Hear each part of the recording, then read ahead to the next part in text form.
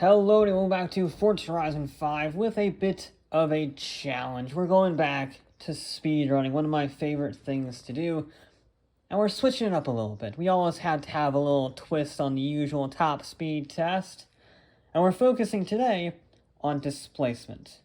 Now, technically, we're starting off with the Bugatti Chiron, an 8-liter W16 with 4 turbochargers to make 1500 horsepower, and with the 300 plus variant, it can do over 302 miles an hour. It's a seriously fast car, but it took 8 liters of displacement from 16 cylinders and 4 turbochargers. And I noticed that with this recent Rally Adventure expansion and the last few festival playlists, we've seen a lot of very low displacement vehicles. And that got me thinking. Since we have a lot, relatively speaking, of sub 1 liter cars, how fast can you go with just 1 liter of displacement? Now that's going to limit how much horsepower you can make. It also significantly limits the amount of vehicles that I can run, since there are 12 in the game that are 1 liter or less of displacement. Doesn't leave you with many options. So we have some weird cars in here, I'm not going to lie, for speedrunning, but it's kind of interesting to see what 1 liter can do. Now, full disclosure, we're not going to be seeing Bugatti Chiron levels of speed here. It's 1 liter. But I was interested to see just how fast you could go nonetheless. And our first vehicle is rather odd, because it goes completely against what you expect. It's our most powerful vehicle of the day, and it's also our slowest. The Polaris RZR Pro XP Racing Buggy from the Rally Adventure expansion. From just 1 liter of displacement, this admittedly racing vehicle makes 410 horsepower. From 1 liter! That's an incredible figure. That's twice as good as a Honda S2000, and it's 1.5 times better than a Ferrari 458. It's very, very good. Unfortunately, it looks like a barn, and I couldn't lower the suspension any further. So, it's very high riding and not exactly aerodynamic, which means it's super duper crazy slow. 127 miles an hour is all the racing Razor could get. I was really disappointed, and I don't fully understand why. I mean, the aero is definitely a part of it, but there are going to be other buggies throughout this video, and they weren't this slow. So why? I don't know, but for whatever reason, the racing buggy really struggled, and 127 miles an hour is all we could muster. Next up is the Polaris Razor Pro XP, the road version, air quotes. So, yeah, we had the racing one last time, which has 42 horsepower more than this version that we're watching now, and this version was faster. Not much at all, 6 miles an hour faster, but it is faster. I don't know why. It's really weird. Because similar aero and less horsepower, I don't understand. There's no way that that makes sense, but Forza's weird, and this is a weird challenge. So, the road version with less horsepower is 6 miles an hour faster than the racing version with more horsepower. Yeah, 133 miles an hour, still not great. I know we're used to seeing 200 miles an hour plus on these speedrun challenges.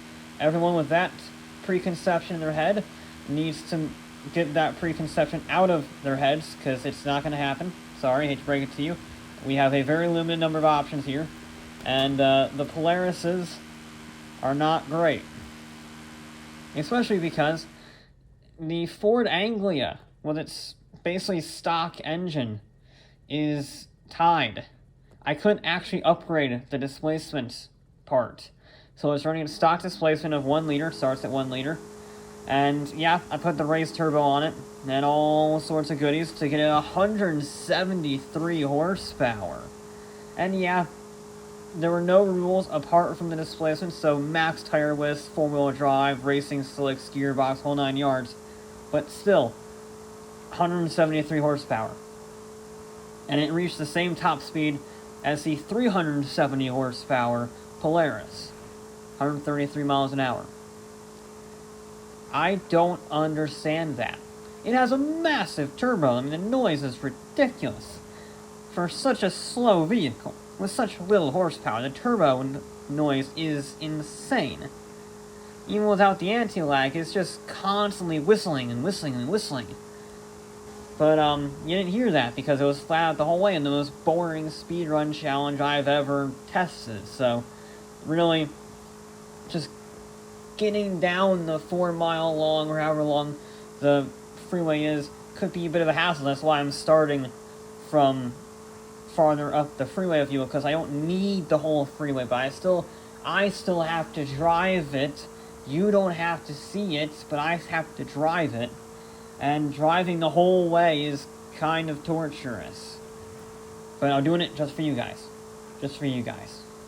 And as you would expect, vehicles with the same displacement from a similar era with similar horsepower figures are going to get similar top speeds, and the Morris Minor Traveler is a prime example of that. It makes 214 horsepower, and it did 134 miles an hour. I think it is, correct me if I'm wrong, I think it is actually the oldest car on this field, so well done for being decently fast, relative speaking, for how old it is and how little horsepower it has, so well done there. I can't actually fault it too much. It's got the weird suspension because, for some reason, the slant makes it faster in the world of Forza, but doesn't matter how it looks, it matters how fast it goes. And luckily, that is only important in the straight line, because vehicles like this, especially this one, are terrible to drive, because they just grip roll. You turn in, and it has so much grip, and the suspension is so wonky, that it falls over. But again, luckily it doesn't matter for a straight line, so it did 134 miles an hour, and that makes it 1 mile an hour faster than the Anglia, so in the battle of the 50s British cars, the Morris Minor Traveler came out on top for now. We're now entering the big leagues. Kind of. We're breaking the 140 mile an hour barrier. And the first vehicle to do that is probably the strangest one of them all, the Reliant Supervan 3. The three-wheeler. Yeah. I didn't have much faith in this. It's kind of a tissue box in terms of design, and it has 3 wheels, and it has 173 horsepower. It's tied for being the least powerful car on the grid with the Ford Anglia. So I had very low expectations, and it exceeded them. 141 miles an hour. And it was nice to drive. It was stable. I didn't need the stabilizer, so I was able to get a little more speed out of it.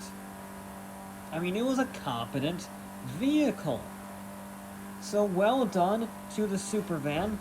I mean, yeah, significantly faster vehicles to come. But 141 miles an hour is not bad, especially given the era and the general design of the thing. I mean, the Sierra 700R, the brand new rally raid buggy thing, is only 2 miles an hour faster, 143 miles an hour. And that has modern aero, modern suspension, a single-seater centralized position, and 4 wheels.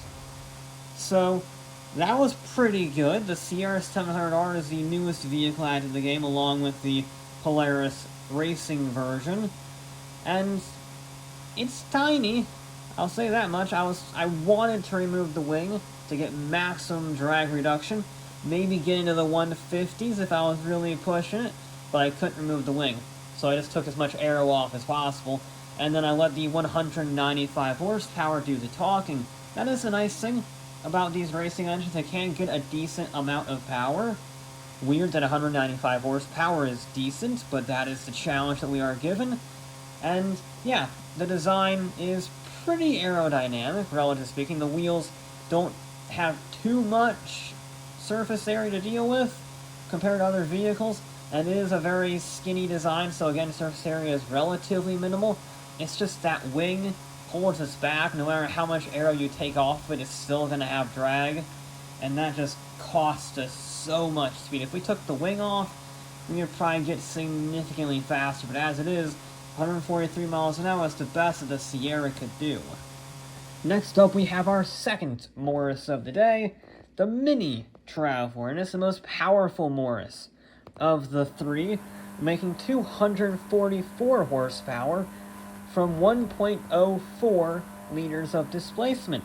It's a little sneaky, but it's rounding error, okay? It's not 1.1 liters. If you round down, which you should for 1.04, it is just 1 liter. So therefore, it counts. And I was able to get like 5 more horsepower out of it. And that is very important in this type of challenge with these types of vehicles, because power is very limited. So every single bit helped. And the Morris was a further 2 miles an hour up the road from the Sierra. 145 miles an hour. We're starting to get to some pretty decent speeds, because these are less powerful than a Toyota Camry. So yeah, they have a bunch of racing parts on them, but they're still less powerful than a Camry. And they're going 145 miles an hour in bodywork that is not exactly a streamliner. These are very impressive results given our limitations, and I think the Mini Traveler should be very, very pleased. But it got outshone by 5 other vehicles, the first of which being the last of the Polarises. This time it's the old Razor XP, so no Pro on this one, but it does have really low suspension, which I think is what gives it the massive top speed advantage, because remember, the Polaris Pros did 127 to 133 miles an hour for those two. The normal Razor, the old one, that did 146. And it's the least powerful of the Polaris trio, only 324 horsepower. But I'll tell you what, it's really fast, and I think it's because I can make it so low to the ground, I can drop the suspension by almost a foot from its highest setting to its lowest setting. It's very impressive how low you can make that vehicle. And I think that's what gives it that aerodynamic edge, just being able to sit as low as possible to the ground, and that really helps overcome the horsepower deficit compared to its brothers. So yes, it just sneaks into the top 5, beating out the Mini Traveler by 1 mile an hour, but it's 1 mile an hour faster than the Traveler. So, you know, well done to at least one of the Polaris buggies. But Morris got the last laugh with the fastest of their trio, the Minor 1000. This is an odd one. I don't understand this. It's kind of like the opposite of the XP Racing, because it is not very powerful, 223 horsepower. It doesn't seem very aerodynamic, certainly anything special compared to the other vehicles, but it's very fast, because we've been talking in the realm of 140 for being very quick, the 140s. This is the first car to break into the 150s, 153 miles an hour in a 1950s coupe with 1 liter of displacement. That is incredible. That's almost as fast as my Mustang. And this is from the 50s with all the other limitations. It's a seriously impressive machine. It's done very well in the D-Class top speed testing. Now it's done very well in the 1 liter speedrun. The Morris Minor is just a really damn good speedrunning car for very niche speedrunning objectives. But it couldn't quite get onto the podium because now we're getting into the truly stupid vehicles. Vehicles that shouldn't even make any sense. Like, for instance, the Can-Am Maverick. The buggies have done atrocious, barring the old Razor, but the Can-Am Maverick did really well. It has the exact same horsepower as the Razor Pro Road version, 368 horsepower, but again, you can lower it. You can swap the 4-speed drift transmission into it, and that means it did 158 miles an hour. That's good enough for a third place. 158 miles an hour in a buggy. Maybe it's because it's bigger, has a wider track width, or maybe it is just that lower, the ability to lower it as far as you can, get significantly lower ground clearance. I'm not really sure. The ground clearance is my best bet, but it's super weird because it has the same horsepower as the Road Razor, and yet it goes 25 miles an hour faster, which is insane. That being said, although it is the best of the buggies, it is not the best of this challenge. It only mustered third because there are two vehicles that beat it. And if you really know your niche Forza vehicles, you know which ones are coming next. It's just a matter of the order. And we're going to give that order away because second is the third least powerful car of the day. Yes, the second fastest car of the day is the third least powerful because we're doing the opposite of the Polaris racing buggy. The Austin Healey Sprite only has 206 horsepower, 162 less than the Can-Am Maverick, and yet it went 1 mile an hour faster, 159 miles an hour to be precise, which means it's purely aerodynamic. I mean, it's such a tiny car, even as being a convertible, which is known for not being great on the aerodynamic front. The Austin Healey is just so tiny. It's so tiny that the aero doesn't really matter per se. So yeah, 159 miles an hour for only 206 horsepower, which is nothing. I mean, you almost don't want to drive that on the freeway because you think it's too slow.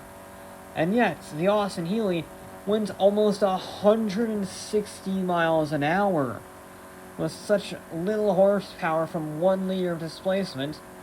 A job well done, but in typical British fashion, they finished second.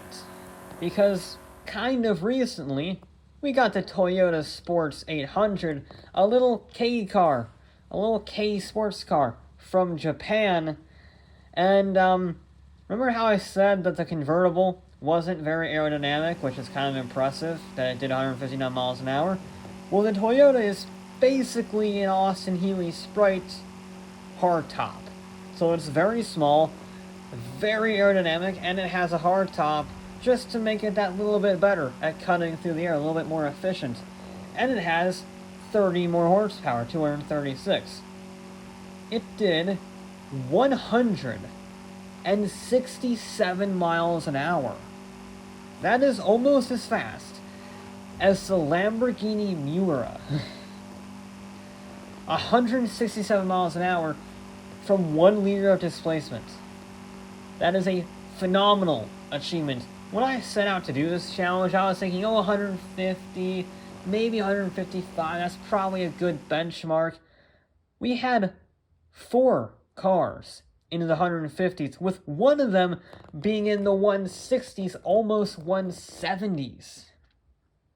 I can't get over that number, 167 miles an hour.